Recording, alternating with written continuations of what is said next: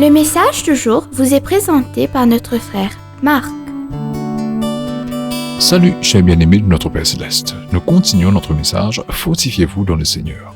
Bien-aimés, hier nous nous sommes quittés avec David debout devant les ruines brûlantes de sa maison avec tant de questions en tête.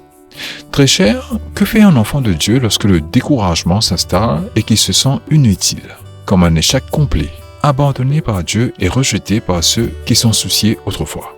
Son bien-aimé ami Jonathan avait disparu. Comme cela aurait pu être rafraîchissant s'il avait pu parler à un ami dont il savait qu'il ne le laisserait jamais tomber.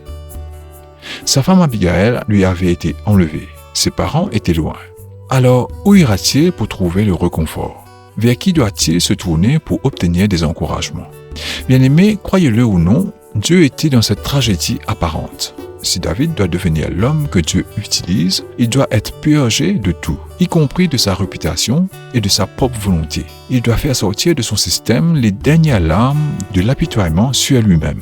Il doit affronter toute la fureur de la solitude et la surmonter. Il doit effacer tout souvenir de gloire et d'éloge pour ce qu'il a accompli. Bien-aimé, il ne doit pas chercher de conseils, ni de force, ni la famille, ni les amis, ni les associés. Il n'y aurait aucun prophète pour l'avertir, aucun prêtre pour l'encourager, pas même un enfant pour lui tenir la main tremblante, pas de soldat courageux pour lui mettre une tasse d'eau froide à la main. Quelle situation désastreuse! Bien-aimé, que feriez-vous si vous étiez à sa place? Comment auriez-vous réagi quand il n'y a personne autour de vous et pour vous?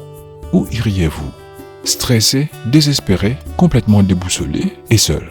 La Bible dit « Et David reprit courage dans le Seigneur ». Verset 6. Très cher, à qui vous adressez-vous pour des encouragements? Bien-aimés, si vous êtes d'accord, nous allons continuer ce message la semaine prochaine. Que Dieu vous bénisse lorsque vous irez à l'église ce dimanche matin. N'oubliez pas la louange, l'adoration et la dîme. Profitez-en avec vos proches et essayez de trouver un peu de repos. À lundi. Au revoir. Si toi aussi tu crois que la parole de Dieu est une bénédiction, partage-la et sois une source de bénédiction pour les autres, toi aussi.